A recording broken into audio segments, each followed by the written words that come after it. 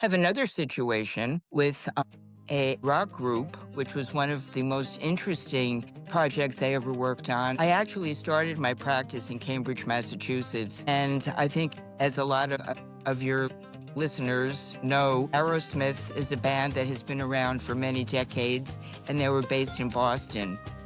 I was president of an international records organization at the time, and I got a call from Aerosmith's manager, and they asked if there was a certified records manager who could inventory what they had and so forth, which was not records themselves, but not just documents and so forth, but a lot of things that they accumulated through the years.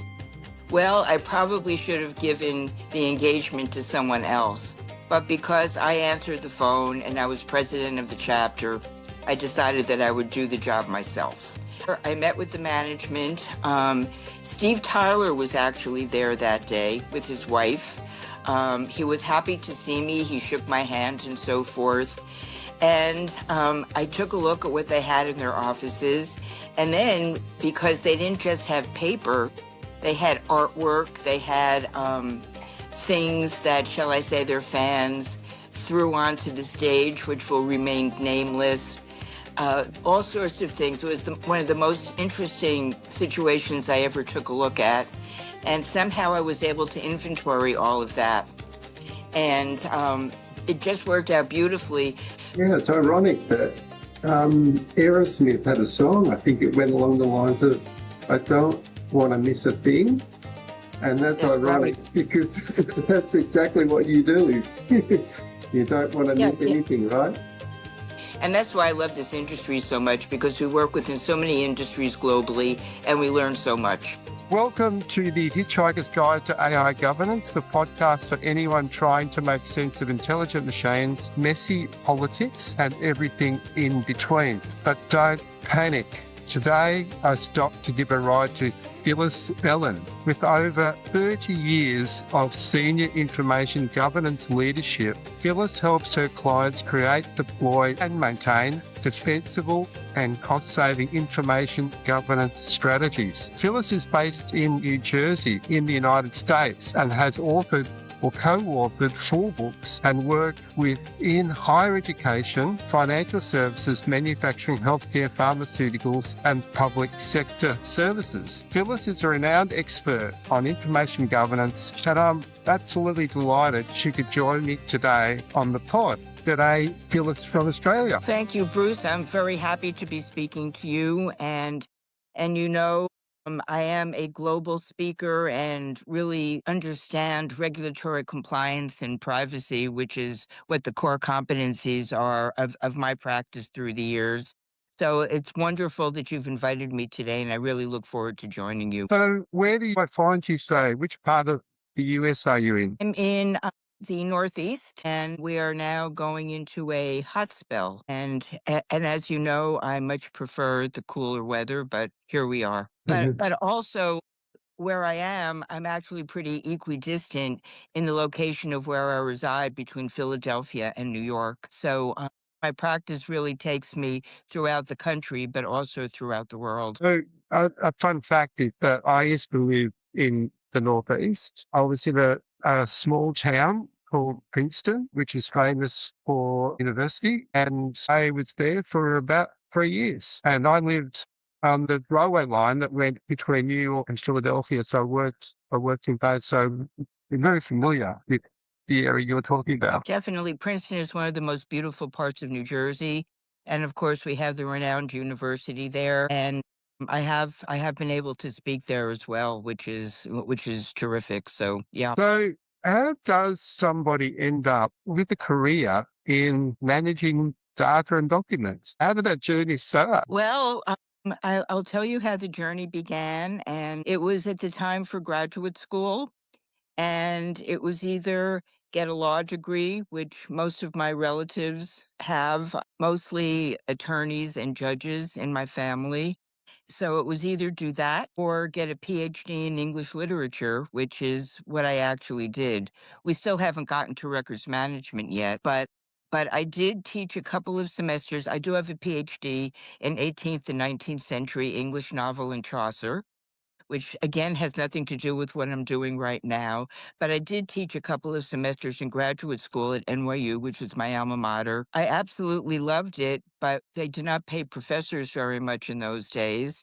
And because I'm a paralegal, I got a position in records management, which actually began my career into information governance.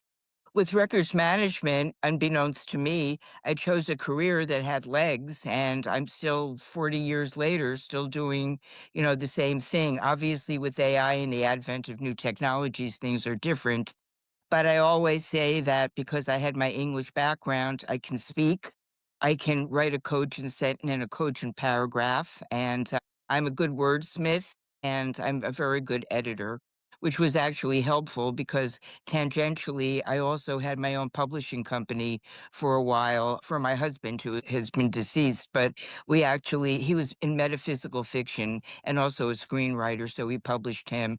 But now I'm actually with the proper publisher. And as you mentioned, over the past couple of years, I've published 4 books, co-authoring with my current COO and general counsel. So that's how someone started with an English degree and ended up with information governance and data privacy. You're almost like the accidental data governor. Exactly. Accidental is very true. But I absolutely love what I do. And considering I've been doing it for 4 decades, it just kept me going because the industry kept changing.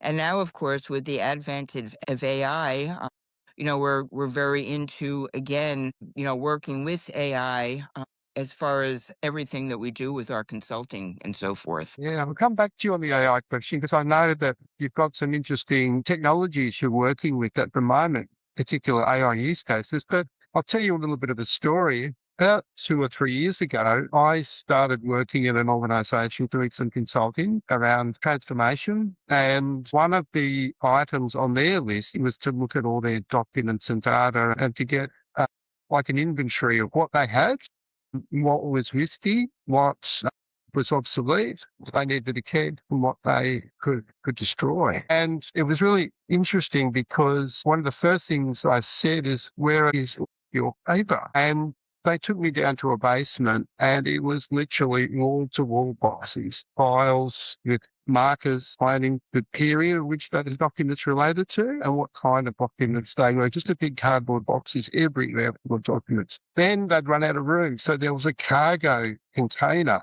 that they had rented and installed next to the building, which was also full of paper documents. But it didn't stop there. When I went to visit some of their sites, they had about 30 sites across Southern Australia in Victoria, and there was sites that would have a whole room full of boxes all high to the ceiling. Then I asked them, well, how are they capturing their information when somebody receives a service? Well, surprise, surprise, it was a paper case note, and they were all filed diligently in a case file for a particular person who was receiving support and care under their guidance. So that's my story of this was 2020. That in the 80s, you would have remembered this. We were told the paperless office, but it looks like it never happened. So take me through a couple of your stories of things that you've seen in your travels in the US. I think people would be really interested to know what you're seeing and what America looks like. Okay, well, certainly I'll start also with Europe, and then I'll go back to the US. So we've done a lot of work in the pharmaceutical, the life sciences vertical, and we've worked within most of the major cities within Europe.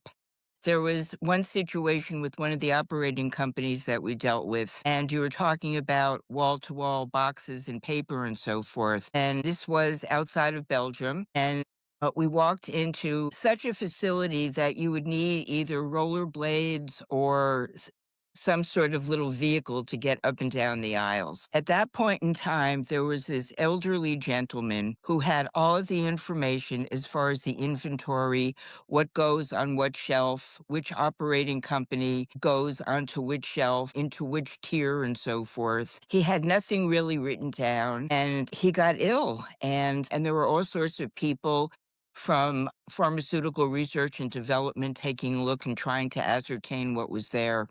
Well, unfortunately, he never came back to work. And since we were there and we were doing records retention schedules and policy and procedures specifically for that entity, myself and many of my staff, I called people back from the States to come in there. And we actually had a multi-year engagement, which I think took about 4 or 5 years to complete, to actually inventory everything. And at that point in time, it was just the beginning of the advent of document scanning. So it was a huge undertaking. Everything was solved in the meantime.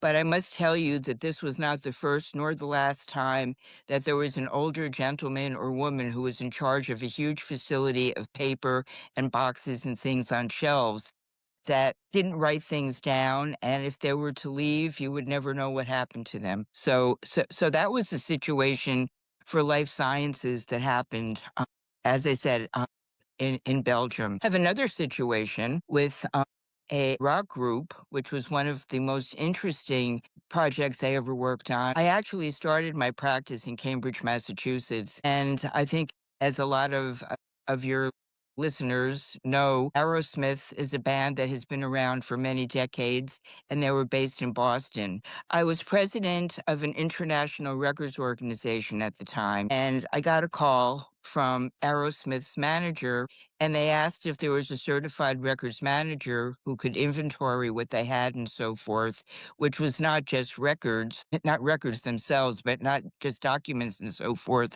but a lot of things that they accumulated through the years. Well, I probably should have given the engagement to someone else, but because I answered the phone and I was president of the chapter, I decided that I would do the job myself. I also resided in Cambridge, Massachusetts at the time. So I went there, I met with the management. Steve Tyler was actually there that day with his wife. He was happy to see me. He shook my hand and so forth. And I took a look at what they had in their offices. And then, because they didn't just have paper, they had artwork, they had things that, shall I say, their fans threw onto the stage, which will remain nameless. They had all sorts of things. It was one of the most interesting situations I ever took a look at. And somehow I was able to inventory all of that. And it just worked out beautifully. My husband at the time also worked on that with me. I had mentioned that he was a writer of metaphysical fiction and so forth. So we did that job, and very interesting, all the artifacts and so forth that we came over and so forth. And that was a really one of the most interesting jobs we had. So that wasn't just their documents, it was also artifacts and things. And I think I'll add with one other situation where I worked for one of the largest magazine and publishing groups in New York City. And they had everything from Gibson Girl photos to things from the turn of last century. And I was able to take a look at all that material, organize it, and also inventory it. So that's another really interesting thing that we got to do that took several years. So I would say that, people might say, well, you do document management, you do inventory of paper and records management and so forth. But just in the couple of situations that I just articulated, you can see how interesting information governance can really be. Yeah, it's ironic that Aerosmith had a song. I think it went along the lines of, I don't want to miss a thing. And that's That's ironic right. because that's exactly what you do. You don't want to Yeah, miss anything, right? yeah, no, it was Yeah. absolutely fascinating, and they were so receptive, Yeah. and they frankly didn't even know what all they had. And then we ended up doing a discography for them as well, because my husband at the time actually was a good friend of the Rolling Stones. He was very friendly with Mick Taylor, who's the Stone who actually left, and he did a discography for them, so he knew how to do that. So he was able to parlay that into what we did for Aerosmith also. So as I said, we had some very interesting things that we fell into. And that's why I love this industry so much, because we work within so many industries globally and we learn so much. So I think that's the good thing about being a hitchhiker on this show because I feel like I'm in rock star royalty now. So that's quite exciting for me. I'm 1 degree from the Rolling Stones. So what can we teach It's a bit like my garage at home. People just throw stuff in there. They think that they're going to need it at some stage, but they don't know when and don't know. So when they do need it, then they've got to find it. And then there's always the risk of a fire. There's the risk of damage, water damage or a flood. There's always the risk that somebody might take those documents and use them nefariously. So if somebody's seeing lots of paper in there, that how they work through, what can you teach them about that? Okay, well, of course, privacy is paramount with what we do and so forth. There was a situation in New York City several years ago where a record center got on fire and then also other things happened. So all of a sudden, hospital records and things that were just so private were all over the streets of Brooklyn. So that was a situation that we really wanted to remediate. We did the best, but of course, too much information got out. The foundation of what we do is to make sure that record keeping practices in all of our clients' records, no matter their jurisdiction, no matter what their industry is, everything should be legally sufficient and legally defensible best practice. So when engaged, we just make sure that the perils and pitfalls that I just articulated don't happen. And that's actually by interviewing representatives of all their functional areas, understanding what they still have in the physical, but more importantly, what they have electronically right now, making sure that a retention period, how long things are kept, is maintained. Everything at that point in time, we want to make sure goes back to their general counsel or their outside counsel to make sure that they corroborate, even though we have legal people doing our work and so forth. And then we do staff training and program rollout, and then make sure that the implementation is either sending records off site, imaging them to have an electronic format, and then also having them dispersed to other areas so that the information is not just in one location, but in several locations. And also not just within the same jurisdictions, but sometimes the cross border isn't allowable because of privacy regulations and so forth, but at least until different states and entities, just to make sure that unfortunately years ago in the state of the World Trade Center disaster, none of these things were in place and people lost virtually everything. And I would say right after that is when I first realized that I really had chosen an incredible occupation because everyone was calling and saying, okay, Phyllis, what you've been talking about through the years has really proven that it's going to happen. So let's do engagements such as this. And that was really the spark of starting my own practice for information governance, data privacy, etc. But we have to make sure that everything is maintained with a legally defensible point of view going forward. So it seems like never waste a good crisis. Yeah. That was a very tragic event. I was actually in New Jersey when that happened. On that morning, I was in the office working with my team, and we heard the first plane go into the tower, and we thought it was an accident. So we were just sort of quietly listening to the news just to see what was going on. And then we heard there were more planes, and then the first tower finally collapsed. And that's when I think it really hit people. So they just shut down the office. We all went into like a theatre within the building, and we watched the news live. We saw the second plane hit the tower live when I was in the office there, and there was people scrambling to find loved ones, to people who had worked in New York City who were just devastated to know and that time to know whether they were impacted on.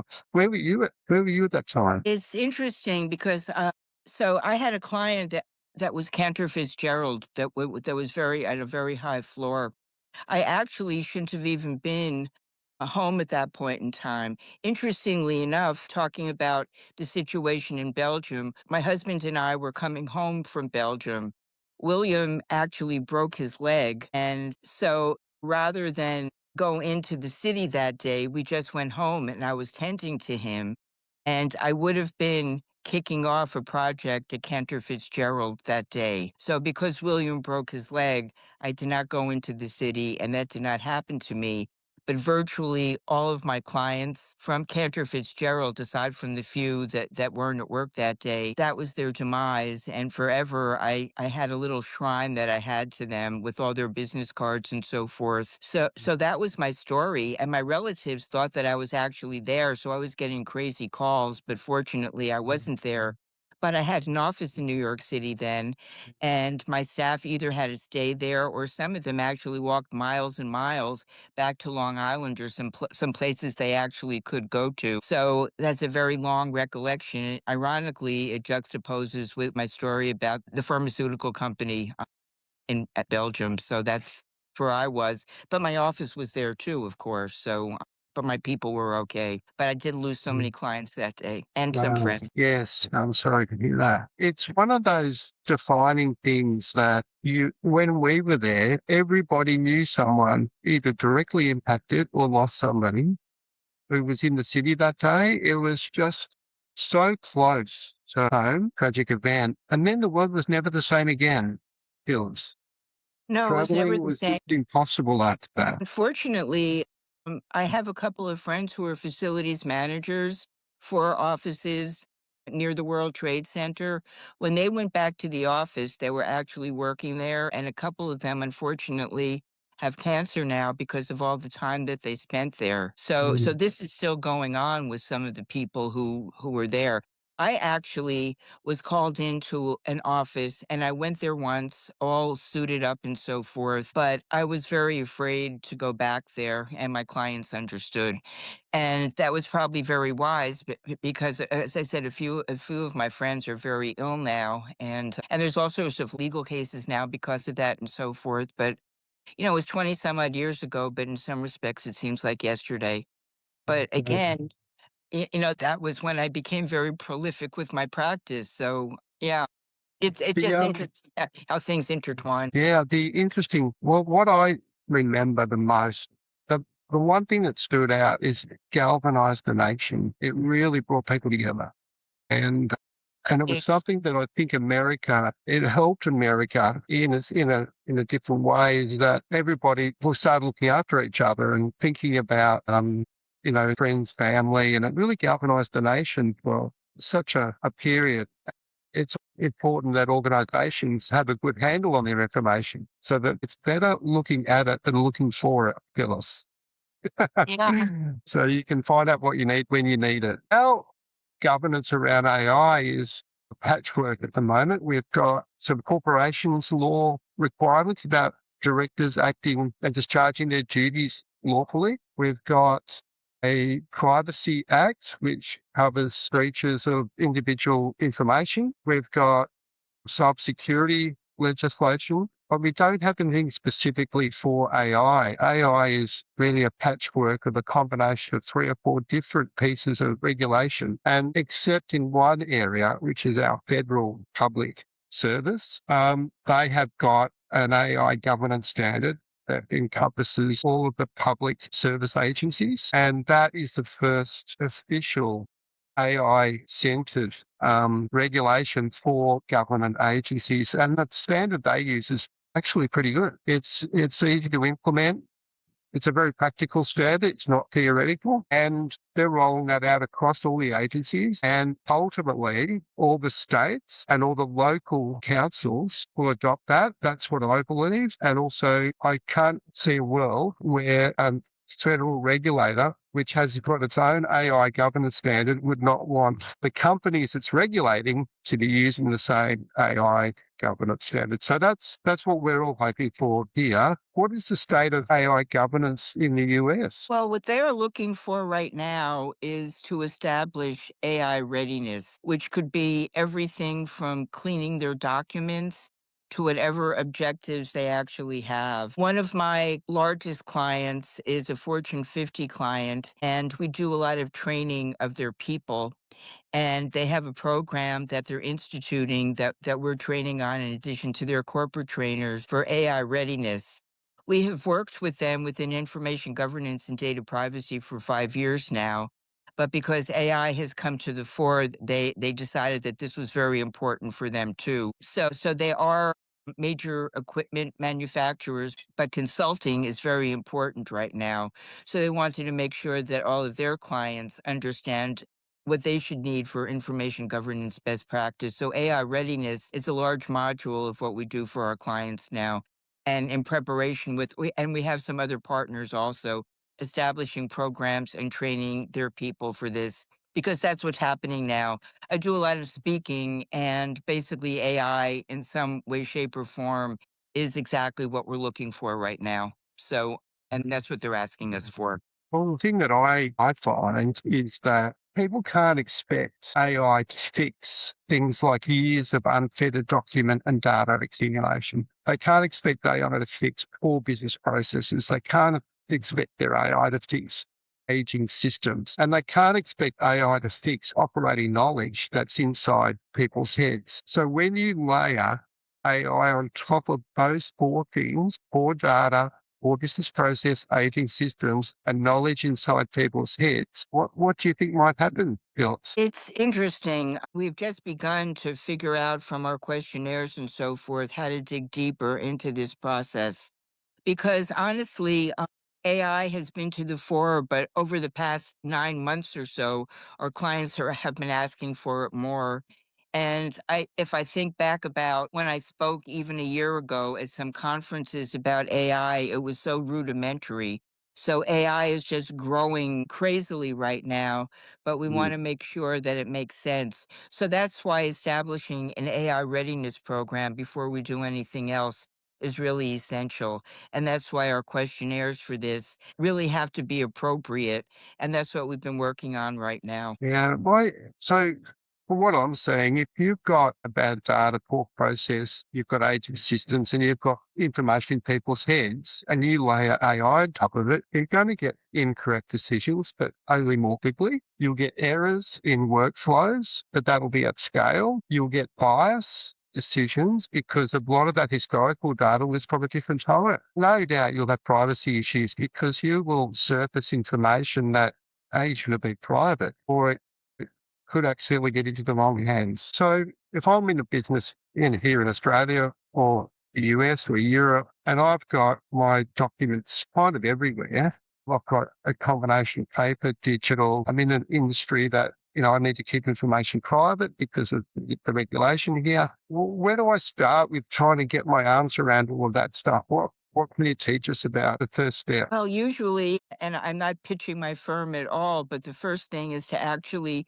make sure that you're dealing with information governance professionals who can get their arms around all of your record series and record types, both digitally speaking and also physically. So when we or staff within corporations and so forth determine they have to interview representatives of every functional area, make sure that they know exactly every record that they have, both physically and electronic, and also what they might have had in the past that they no longer use, but still has a records retention period associated with it. So the only way to really get your arms around it is to develop a records retention schedule that for every functional area will list every record that's maintained. And then legal research ensues, and we have hundreds of thousands of regulations that are constantly updated to make sure, and for every jurisdiction, because every state can be different.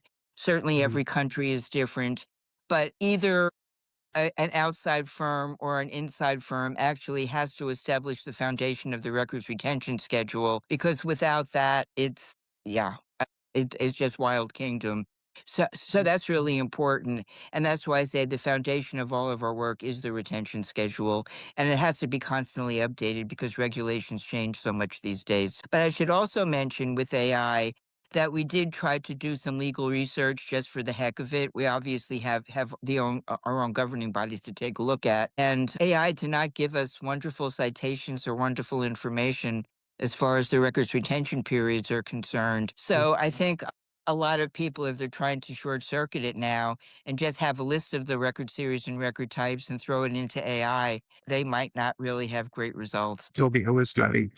So I feel we've had a few crises over the years. So we had September 11, which then made people aware of how important documents are and how our management and stewardship of that information is critical. But I feel we're on the edge of a perfect storm now because a lot of organisations would not have considered all the things you're talking about, and they layer AI on the top, and then all of a sudden we've got privacy breaches, we've got data breaches, we've got errors, we've got people being harmed, we've got people being discriminated. Like this is the perfect storm at a time when it's so critical for you to get your data in order, get your house in order before you start bringing in AI. I'll give you an example. So if you've got a house and you've got a robotic vacuum cleaner that just works its way around to the house and you leave it on, you go to work and you expect the floor to be clean by the time you get back. If you leave a door open, the robot will go in there because it doesn't know not to go in that door. We had a situation just recently in Europe. This was literally a few weeks ago, where an agentic AI robot, which was managing the bookings and reservations of a car rental software, which was being used by companies across Europe, it went rogue and it deleted all the reservations, everything, including backups. And so the people who got up in the morning to check in their cars and take cars out, there was no data. There was no system. Nobody could even log on. So that's a crisis just right there. So this is what I think is going to happen with this. And you talked about having backups, data in different locations, etc. If a robot deletes all your data, you tell me from your perspective, Phyllis, if that happened in an organization in America. I think people would start blaming other people for what they did or what they didn't do. They would probably say, oh, you got us into new technology too soon. We should have, done this piece by piece and so forth. Heads would roll, Yeah. people would get fired, and there would be tremendous lawsuits because we're so litigious by nature here in the States. And yeah, so you would have to go back to see if they had any paper records or anything to, and go directly to the people, but you might not even be able to get to them. So it would be catastrophic. I have not seen a scenario such as the one that you just articulated, but I can see it happening, and not just in the situation that you just discussed. But yeah, I mean, it's yeah. So that's why we say disperse records, but in this situation, that wasn't possible. So there's other things that have to really ensue, and that's why people that have practices such as yours and mine, we have to think about all these things going forward because they're going to happen, and we see that they happen in the news all the time now. Yeah, so what the AI does is it's just doing its thing. It's a robot. It does what we tell it to do. But what is important is it's discovering vulnerabilities that were already there. The very fact that this particular robot in Europe could get access to those reservation records and have the ability to delete them is not the robot's fault. Somebody allowed that. And that's what I feel around AI governance. And you say that somebody's got to decide what can and cannot be done. Because a human could do the same thing, right? You remember the Ashley Madison case where someone stole those records, and that was another tragic case where people died and careers were lost because a human was allowed to steal data. But this is a case where a machine is allowed to delete a whole database overnight within 9 seconds because it went rogue. And there's a number of stories, a product called Cursor, which is part of Anthropic's suite of tools. And Cursor is now getting a reputation for deleting websites, for doing a whole range of things that it shouldn't be doing. Now, these stories are going to come up more and more around AI and around documents and around business continuity, because if these things happen, they happen at scale, they happen big. And that's what I'm trying to prevent in the AI governance space. And you would be too, right? Because that's, about managing risk, right? Because then you can access your documents, you know where they are, you've got them backed up, all of that risk mitigation. So if you do need a document, you only keep what you need to keep, and that's what a retention schedule would help you do that. But with our legislation here is we now have to keep records of any interactions with children in a school, in a childcare setting, for the whole life of that child. Yes.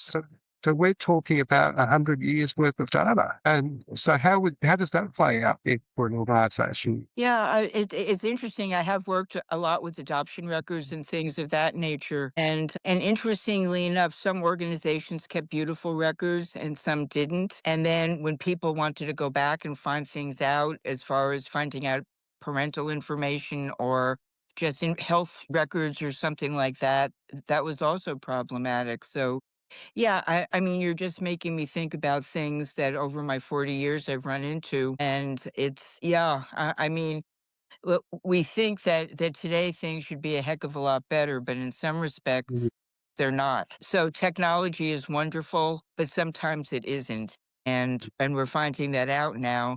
And I think that's why at university commencement and so forth here, when some of the speakers were talking about AI as the new industrial revolution, the students just were in arms and booing the speaker because now here they are 21 years old graduating, and what the heck are they supposed to do? Did they choose the wrong major? What are they supposed to do now? And it's a whole new world. And you add to that that people are not retiring at the age that they used to. So again, kids are not graduating and getting wonderful positions, and it's making our university system they are not getting the candidates that they're looking for a lot anymore because they're going to trade schools or they're doing different things because they don't think that the university education, even at prestigious institutions, is going to get them where they want to go. So it's very, very different. And I mean, when I graduated college and got my PhD, I mean, the world was open and things are very different now. I have so many friends, whose kids now are graduating from college and they don't know how to advise them. I think one of the things that we've got the luxury of and the benefit of is we've got lived experience of we've got 40 years of learnings how the finance functions work by doing those entry level jobs. But the graduates coming through now in accounting won't get that benefit. The big accounting firms now are using, well, they will be sure, using AI to do a lot of their auditing. So the kids today, where are they going to fit and get a role in this new world? There's the entry level positions are obviously gone now. Yeah. And yeah, so they're going to have to rethink a lot of things. It's crazy time in this world right now, and it's exciting, but it's also frightening. Yeah.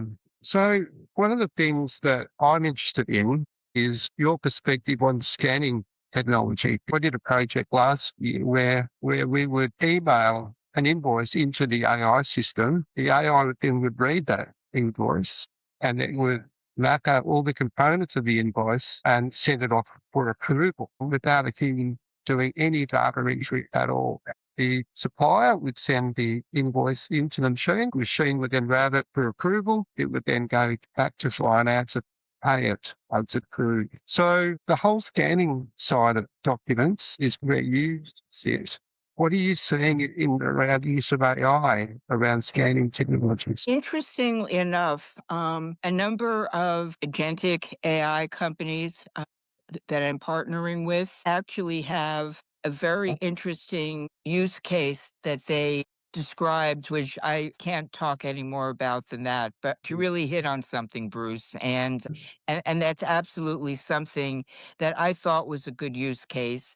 Speaking to one of my AA partners and then speaking to another one of my AI partners, I understand that they actually didn't just have a use case, but they implemented such a thing and it's working. So unfortunately, I can't say more than that, except that bravo to you because you really hit on something. Yeah. So one of the challenges that I came across in that project I mentioned early in our conversation was when you open a box and you've got all these different types of documents. You've got handwritten documents. You've got documents that have been printed or photocopied and they're not quite square on the page and they've printed that out. Then you've got I mentioned handwritten, then you've got things that are typed, things that have come from a proper computer system, things that have come as output or a report. So in that box could contain anything.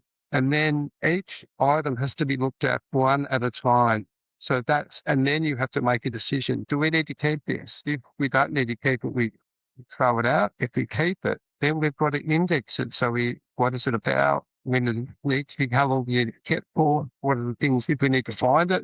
How do we find it if we need to in a digital database? So take us through that process of how you make that leap from paper onto an indexable system. Okay, well, everything again starts with the records retention schedule. So if a company is doing things correctly at some point they have a retention schedule that describes every record series and every record type in every department. And then you end up with an electronic database, and you can certainly get rid of the redundant, obsolete, and trivial information based upon the retention schedule. When it comes to documents that still might be stored off-site or in other places in boxes and so forth, same thing. For example, we always recommend that only one record series or one destruction year is in a box. Some clients do that, some don't. If they do that, that makes it very easy to do an engagement. If they don't, you really have to plow document by document. But again, you take a look at the retention schedule, it'll tell you XYZ category is kept for this amount of years. Then if it is up for destruction, you're not going to want to scan it, but then the information has to go back to the proper person, the Office of Record, to sign off on it because everything has to have a paper trail. So we have something that we call smart scanning, which means that the documents are only scanned if they still have shelf life or they're going to be used. If it is a permanent record, like a permanent record might be meeting notes from a corporate meeting or something like that. It has to be kept in perpetuity, but it doesn't have to be scanned because no one's going to really look at it. So that way it just goes back in a box and the box goes back on the shelf. And then in addition to the smart scanning, then we do smart shredding. So if papers, we decided that we don't need them anymore. So again, you get a certificate of destruction for the paper trail that tells you exactly what got destroyed and again, what the retention period is and whatever the correct nomenclature is and so forth for that. The couple of observations there is how do you, or what's your perception on will we ever have a world where we don't have paper records? Where do you see that? I mean, yes, we did talk about the paperless office in the 70s when I actually started doing this. And I never see a world without paper. I mean, we have the Iron Mountains and the other record centers of the world. They will always be a business because they're creating data centers now, but they will always have boxes on their shelf. And I'm not saying, in Jetsons land or whatever, for our kids, but I can't see paper totally going away, especially the archival materials. So what about the explosion of documents? I'll give you an example. When I first started in project management, we didn't have a methodology at the companies that I worked at. We basically figured the projects out ourselves. We had our own internal way of working and delivering projects. And project management really only came in the late 90s. And now we've got Agile, we've got Prince 2, we've got all of these fantastic frameworks. And you'll have them in data governance, you have them in AI governance. Everything's got a framework and a way of working. But what has happened is that we need to have these data and document repositories for a project that's got literally thousands of documents because we need to record every meeting. We need to record every decision. We need to record every risk. We need to report every test case. So we end up with, thousands of documents all in the process of delivering a project. And if you translate that into construction now, construction's got thousands of documents and that someone needs to complete for managing safety, for managing incidents on a site, for managing the plans and the changes and all of that stuff. So I have seen incredible amounts of information virtually in what law firms call war rooms, for example, and they're still looking at red welds with documents. I've worked so much in the public sector, and I've seen basements again where you need skateboards or whatever just to take a look. There's offices for birth certificates and death records and so forth. They're still physical. I've seen so much happening in New York City, for example, and there's just tremendous amounts of paper still kept there. And then, of course, the Iron Mountains and the other record centers of the world have huge facilities with mezzanines and so forth. And yeah, there's just such a plethora of records. And sometimes people are still afraid to get rid of things, although if you have something, it's discoverable in a court of law. So it's really terrific if you follow our best practices about what we're doing. But I have still seen to this day, incredibly so, Fortune 50 companies that will remain nameless that really don't have their act together yet, and they still have reams and reams of paper and things, and they have no idea what it is. And then you see hospitals that have medical records that didn't go into the electronic record system. And unfortunately, sometimes if patients' records aren't updated and they haven't been to a facility in a long time, it could be a matter of life and death if they can't get hold of the proper records. So there's still all sorts of problems. And when we talked about that's why paper will never go away, but at least it should be categorized at a facility such as an Iron Mountain, as opposed to just all over the place, and which is a fire hazard and everything else. But I see the same amount of paper, honestly, in clients' locations that I saw when I first got started. It's interesting because, digitization was going to solve a lot of that, and it doesn't seem to have shifted. So switching gears for a moment, what advice would you give to your younger self, to your teenage self, Phyllis? What would you tell yourself if you can go back? Okay. Well, honestly, when I was about 40, I realized what I really wanted to do with my life. And I know what we're talking about today, but you asked me a question, I'm going to give you an honest answer. So if I had it to do over again and I was talking to my teenage self, I would become a physician and I would specialize in alternative therapies. And that's what I would have done. However, with my family's legal background, and with my major being English literature and philosophy, that's what I ended up doing. And, but I would not have done this. I would have done something, I think, to help humanity more. And that's why I would be involved not only with our medicine, but also traditional Chinese medicine and things that I found to be rather terrific. Because on a personal note, I was diagnosed with leukemia in my 30s and was told I didn't have much longer to live. I did a lot of reading and I healed myself. I was in remission since I was in my late 30s, and nothing has ever come back. So I truly believe in that. I believe in herbs and vitamins. I believe in vegetarianism and all sorts of other things. And granted, I'm totally on a different subject now, but you asked and I Yeah. answered. Well, that's okay because I recently went vegan as well for the same reason. I think the additives in the food and the chemicals in the environment can't be helping people with these chronic diseases. And so once you take out a lot of the toxins out of your body, the change is quite remarkable. And you don't know it until you actually do it. You don't believe it until you actually see it. So it's very hard to explain that to somebody or to convince somebody to follow that path. It's just you've got to discover your own way, right? Made all the difference in the world to me, and Yeah. I'm a great advocate of it now. But so as I Yeah. said, if I had it to do over again, I would absolutely do that. And fortunately, I came across the right information when I was reading because I was frightened to death, as you could imagine. And, yeah, I was told I wasn't gonna see 40, and I wasn't ready for that, so I did everything I could, and I found a good herbalist and a good traditional Chinese medicine practitioner in New York City, and, Yeah. yeah, I virtually healed myself. So as a Mm. result, I do, a lot of mentoring of patients and so forth for my doctors to this day. Wow. There's a philosophy that food can be the medicine.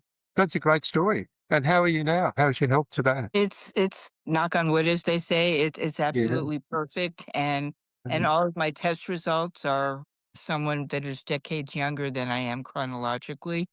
Yeah. So Wow. yeah, I mean, Yeah. everything from bone density to whatever. As I said, I Mm. healed myself, and even my husband, who I alluded to, he had brain cancer. So, but he survived for 12 years because I used a lot of the same things that I was using for myself with William, and he survived a very long time. So thank you for joining me today, Phyllis. I've been talking with Phyllis Elin from, what's the name of your company, Phyllis? Knowledge preservation. Knowledge Preservation. And how can people reach out to you if they want to learn more about what you do? Okay, sure. Well, of course, we have a website, knowledgepreservation.com. I have a large following on LinkedIn, Phyllis Elin, Elin, and yeah, certainly reach out. And phyllis.elin at knowledgepreservation.com. As I said, I'm very much a person of the world. And although I reside in the U.S., I have an affinity for everything outside of the U.S. as well. Yeah, Bruce, Well, this has been a pleasure. I thank you so yeah. much for inviting me today. Yeah, and we hope to see you down under sometime soon. I believe you've done projects here in Australia. I have done projects. I have not been there physically, but I have done projects in Australia, yes. But Wow. I have quite a few new friends, such as yourself, such Yeah. as our mutual friend Adrian, and so forth. So I Yeah. think it might be Yeah. time. Well, thank you. And thank you. I hope to meet you in person one day. And thank you for joining us. This has been the Hitchhiker's Guide to AI Governance, the podcast that covers everything from messy politics to intelligent machines and everything in between. We've been talking with Phyllis Elin. Thank you again, Phyllis. Take care. You too, Bruce. Thanks so much.